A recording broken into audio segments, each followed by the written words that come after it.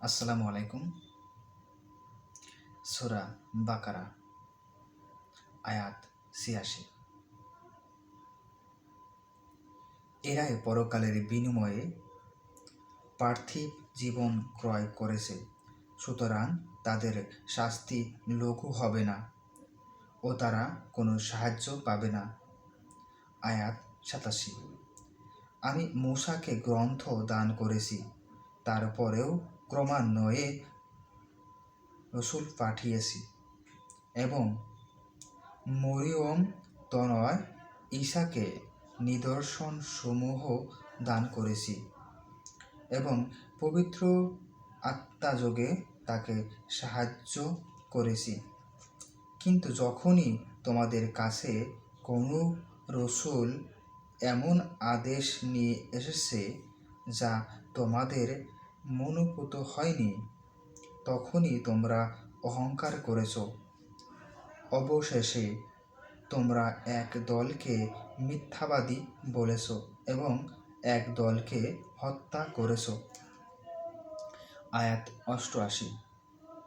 তারা বলেছিল, আমাদের হৃদয় আবিত, বরং অবাধ্যতার জন্য আল্লাহ তাদের অভিশাপ দিয়েছেন, যেহেতু তার অতি অল্পই বিশ্বাস করে।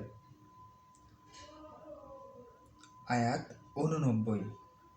তাদের কাছে আল্লাহ এর পক্ষ থেকে যখন গ্রন্থ এলো, তাদের কাছে যে গ্রন্থ আছে তারই সমর্থনে, এবং পূর্বে তারা অবিশ্বাসীদের কাছে যা বলে বেড়াত, কিন্তু যখন তাদের কাছে পরিচিত জিনিস এলো তারাই অগ্রাহ্য করল। অতএব অবিশ্বাসীদের উপর আল্লাহ এর অভিসম্পাত। আয়াত ৯০। বড়ই জঘন্য যার বদলে নিজেদের বিক্রি করেছে আল্লাহ যা অবতীর্ণ করেছেন।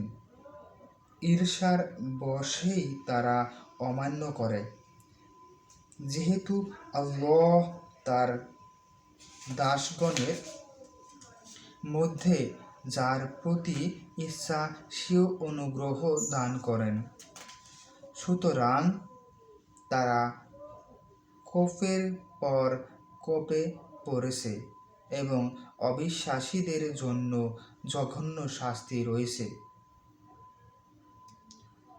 সকল বিষয়ের জন্য জাযাকাল্লাহু খায়রান। আসসালামু আলাইকুম।